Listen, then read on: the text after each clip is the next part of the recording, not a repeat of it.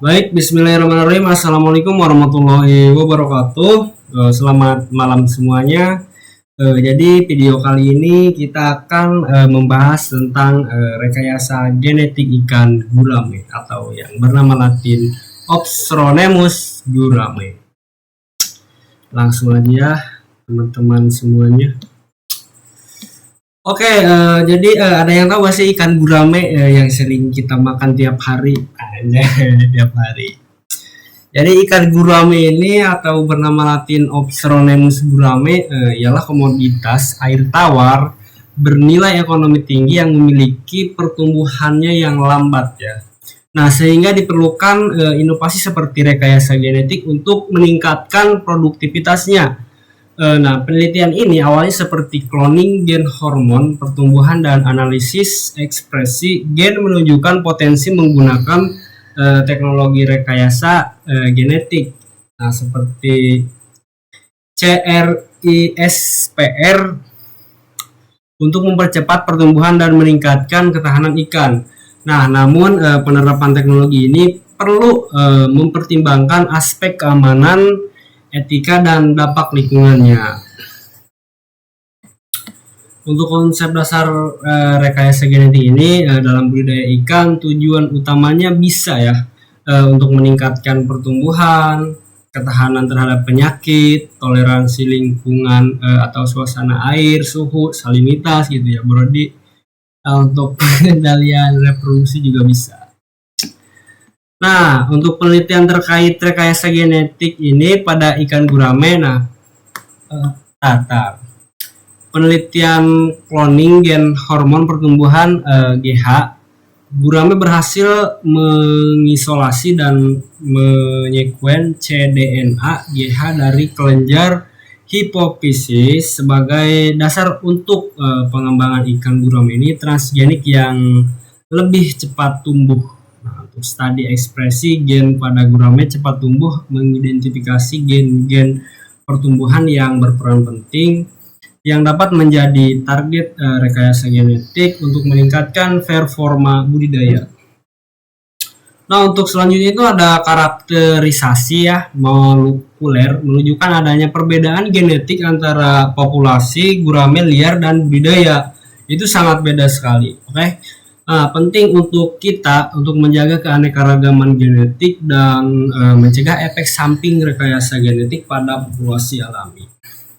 Nah, evaluasi yang harus kita lakukan yaitu variasi genetik antar ras gurame dengan isozim dan marker RAVD menunjukkan tingkat variasi yang relatif cukup rendah, sehingga hibridasi dan rekayasa genetik perlu memperhatikan keberagaman genetik agar tidak menurunkan kualitas populasi.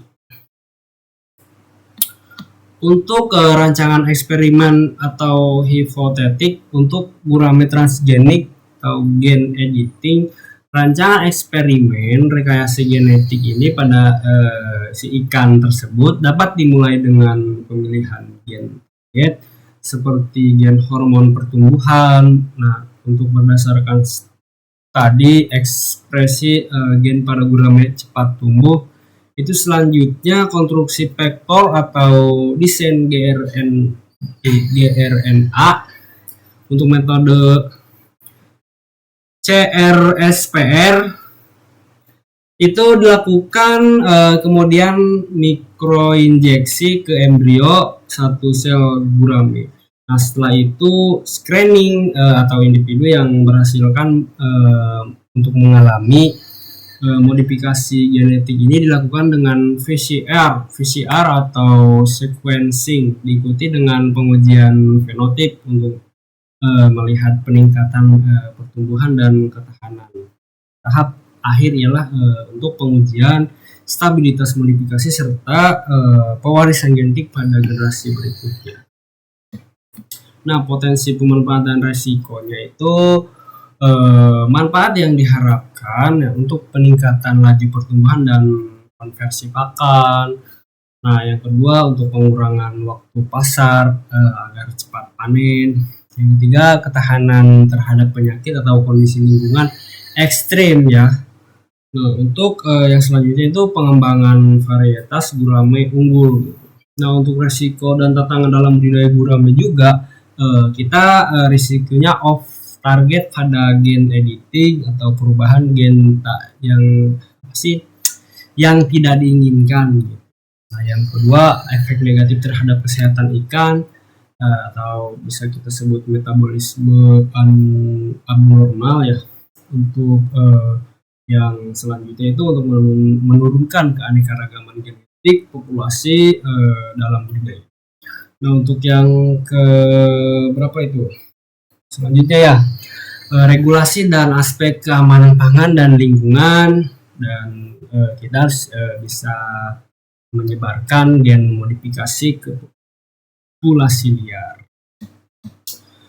Kasus umum dari ikan lain dan pelajarannya, kita itu harus mengetahui ikan-ikan model seperti zebrafish telah banyak digunakan dalam penelitian transgenik dan CRISPR untuk mempelajari aspek pertumbuhan, regenerasi penyakit.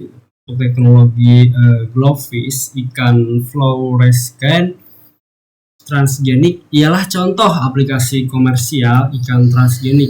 Nah, untuk pelajarannya penting validasi off target, pengujian keamanan, dan uji lingkungan sejauh mungkin. Baik, untuk kesimpulannya gitu ya, rekayasa genetik pada ikan gurame ini memiliki potensi besar untuk meningkatkan pertumbuhan dan produktivitas melalui modifikasi gen, hormon, pertumbuhan, dan penggunaan teknologi ini seperti CRISPR.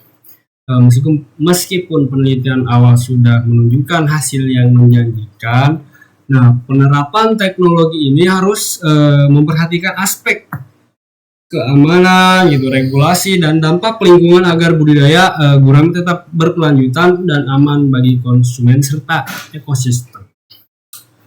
Mungkin segitu aja yang bisa dapat saya sampaikan. Bila mana ada kesalahan atau kekurangan mohon dimaafkan.